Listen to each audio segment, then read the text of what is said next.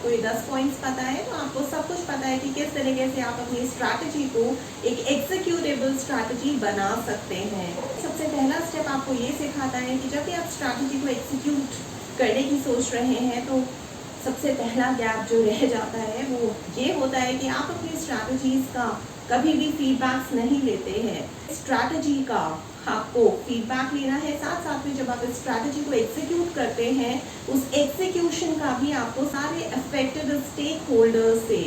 Feedback लेना है। अगर आप इन दोनों में से किसी भी एक फेज में फीडबैक लेना भूल जाते हैं, इसका मतलब कि आपकी स्ट्रैटेजी जो है वो अब अच्छी तरीके से एग्जीक्यूट नहीं हो पाएगी। स्ट्रैटेजी एग्जीक्यूशन का सेकेंड और मैजिकल पॉइंट आपको ये बताता है कि जब भी आप स्ट्रैटेजी को एग्जीक्यूट कर रहे हैं, आपकी स्ट्रैटेजी सिर्फ और सिर्फ तभी एग्जीक्यूट हो सकती है जब आपने स्ट्रैटेजी से प्रभावित होने वाले सारे के सारे स्टेक होल्डर्स की सहसम्मति ली है, उनसे बैठ के विचार विमर्श किया है, ब्रेनस्टॉर्मिंग की गई है, डिस्कशंस हुए हैं, उनके पार्टिसिपेशन को वेलकम ही नहीं बल्कि उनके पार्टिसिपेशन को इंक्लूसिव बनाया गया है, यानी कि डाइवर्सिटी और इंक्लूजन का भरपूर ख्याल रखा गया है स्ट्रैटेजी बनाने में। मान लीजिए अगर आप अपनी कंपनी में आईटी की स्ट्रैटेजी बना रहे हैं, इस नए आईटी स्ट्रैटेजी से जाहिर सी बात है सीईओ सीएक्सओस जो स्ट्रैटेजी मेकर्स है उनकी तो बहुत अच्छी विजन बन चुकी है, उन्होंने ट्रांसफॉर्मेशन भी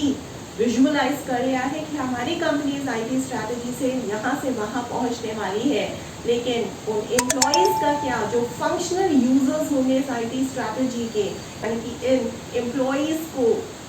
इन्वॉल्व किया था अपनी स्ट्रैटेजी फॉर्मुलेशन में या फिर स्ट्रैटेजी डेवलपमेंटल स्टेजेस में या फिर अपने आईटी मैनेजर्स को इन्वॉल्व किया था। एक ऐसी स्ट्रैटेजी जिसमें आईटी इंटीग्रेट होने वाली है, जिसमें आईटी आर्किटेक्चर्स की सलाह ली जा रही है कि किस किस तरीके से हम क्या कुछ नया आईटी इंफ्रास्ट्रक्चर को लेके आ सकते हैं, क्या कंपोनेंट्स रहेंगे, क्या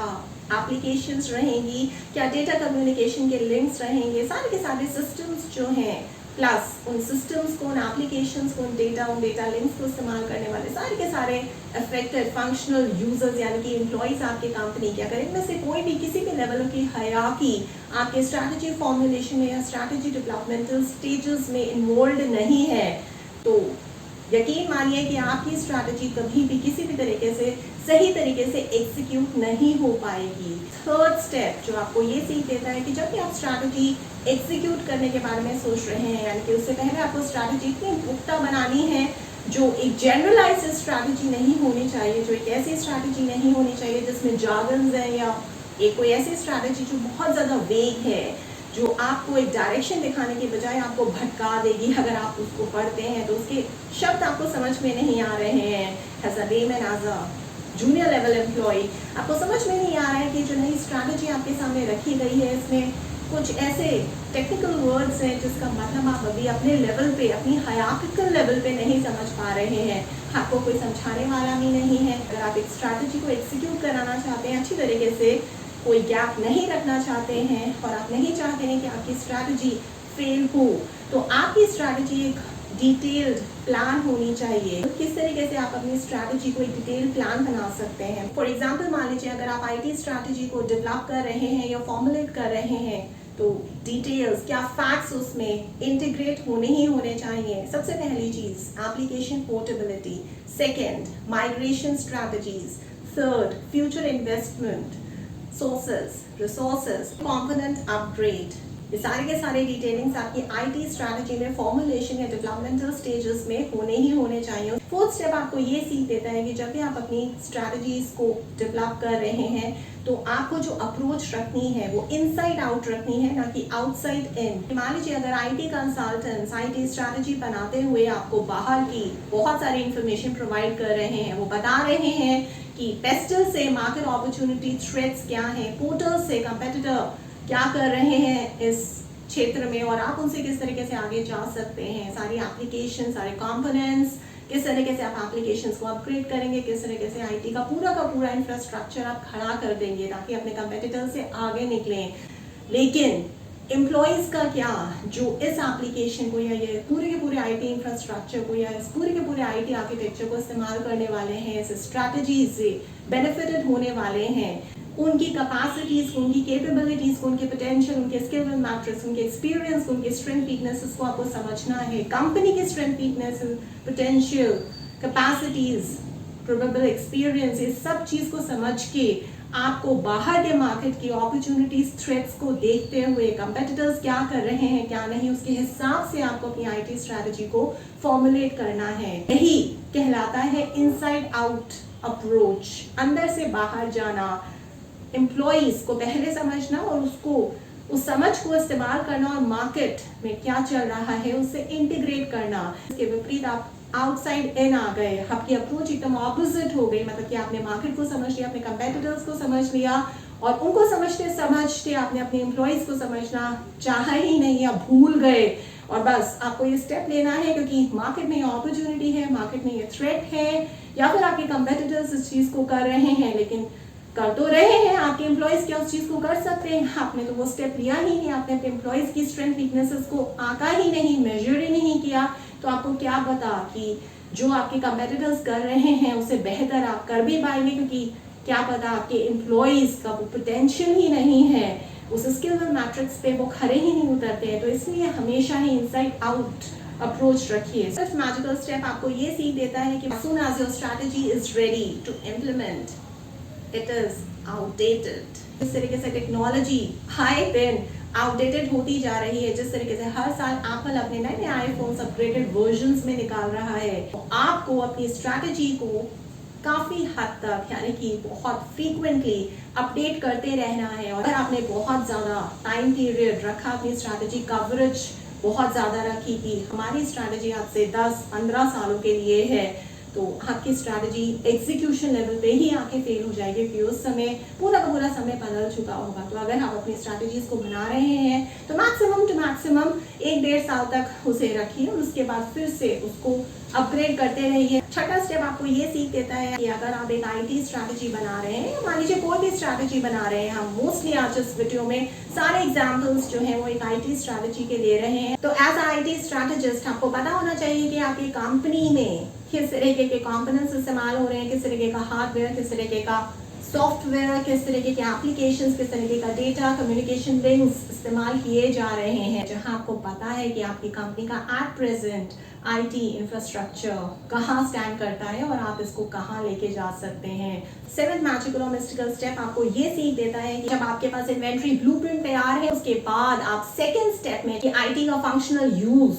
का पूरा प्लान तैयार होगा। इसमें आपको किस तरीके से आप ट्रांसफॉर्म कर सकते हैं, कौन से नए हार्डवेयर सॉफ्टवेयर को इंटीग्रेट कर सकते हैं, कौन से नए डेटा और कम्युनिकेशन लिंक्स या एप्लीकेशंस को पोर्ट कर सकते हैं, इंटरऑपरेबिलिटी बढ़ा सकते हैं, किस किस कंपोनेंट को अपग्रेड कर सकते हैं, क्या नई चीजें लेके आ सकते हैं, कौन सी पुरानी चीजें पुराने इन्वेंट्री से रख सकते हैं, कौन से हार्डवेयर सॉफ्टवेयर को हटाने की जरूरत नहीं है, कौन से नए एप्लीकेशंस हार्डवेयर सॉफ्टवेयर को लाने की जरूरत है। एट मैजिकल और मिस्टिकल स्टेप आपको ये सीख देता है कि अगर आप एक आईटी स्ट्रैटेजी फॉर्मुलेट कर रहे हैं या किसी भी तरह की कोई भी स्ट्रैटेजी, तो आपको एज अ मैनेजमेंट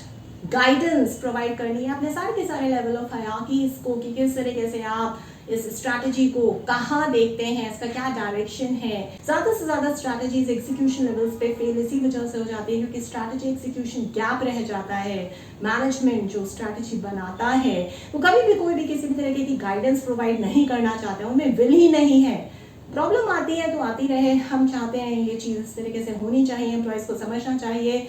लेकिन वो कैसे समझेंगे, आपने उन्हें वो वैलिड सपोर्ट दिया ही नहीं है। या फिर आपके आईटी कंसल्टेंट ने किसी ने भी एम्प्लॉइज को जो फंक्शनल यूजर्स होने वाले हैं आपके इस आईटी स्ट्रैटेजी के इवेंचुअली उनको समझा ही नहीं है, उनकी जो प्रॉब्लम्स हैं, उनके जो इश्यूज हैं, जो उनको स्ट्रैटेजी समझने में प्रॉब्लम्स आ रही हैं, जो उनको एग्जीक्यूशन करते हुए प्रॉब्लम्स, गैप्स, लूप होल्स आ रहे हैं, कोई उनको किसी भी तरीके की मदद या सपोर्ट प्रोवाइड नहीं कर रहा है। तो अगर आपने इस तरह की गाइडेंस, मदद, सपोर्ट प्रोवाइड नहीं किया तो भी आपकी स्ट्रैटेजी जो है वो एग्जीक्यूशन लेवल पे फेल हो जाएगी। 9th स्टेप बहुत ज्यादा इंपॉर्टेंट है। फॉर एग्जांपल मान लीजिए अगर आप आईटी लेके आ रहे हैं, सारे लेवल ऑफ हायरार्कीज के ऑपरेशंस में उसको एग्जीक्यूट इंटीग्रेट करा रहे हैं, अगर आपके एम्प्लॉइज को इस डिजिटाइजेशन से सेल्स में भी फायदा हो रहा है, इस पूरे के पूरे ऑपरेशंस में आईटी इंटीग्रेट करके उनकी सेल्स, उनकी मार्केटिंग बढ़ रही है, जिससे फाइनेंशियली उनको इंसेंटिव्स या बोनस बहुत ज़्यादा मिल रहा है, तो वो भी उनको कम्युनिकेट करिए। ये आपका काम है उनको बताना। अगर आपने ये सब नहीं किया तो भी आप तैयार हो जाइए कि स्ट्रैटेजी आपके एग्जीक्यूशन लेवल पे फेल हो जाएगी। 10th मैजिकल और मिस्टिकल पॉइंट आपको ये गाइडेंस देता है कि अगर मान लो आईटी स्ट्रैटेजी बनाने वाले मैनेजर को, यानी कि स्ट्रैटेजी डायरेक्टर या सीईओ या सीएक्सओ को यही नहीं पता है कि वो आईटी क्यों लेके आना चाह रहा है, वो ऑपरेशंस को, स्पेसिफिक डिपार्टमेंट के ऑपरेशंस को क्यों डिजिटाइज करना चाह रहा है, उसकी नीड क्या है, उसके रिक्वायरमेंट्स क्या हैं, बस वो कर रहा है क्योंकि कंपेटिटर्स कर रहे हैं, बस वो कर रहा है क्योंकि मार्केट में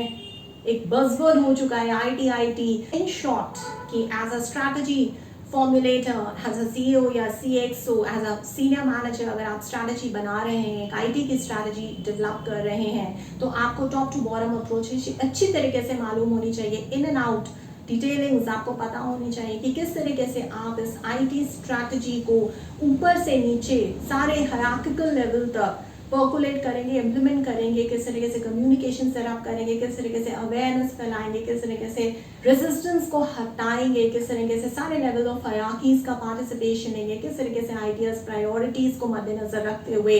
एम्प्लॉयज की वांट एक्सेप्टेंस को देखते हुए आप एक म्यूचुअल कंसेंट पे आके स्ट्रैटेजी को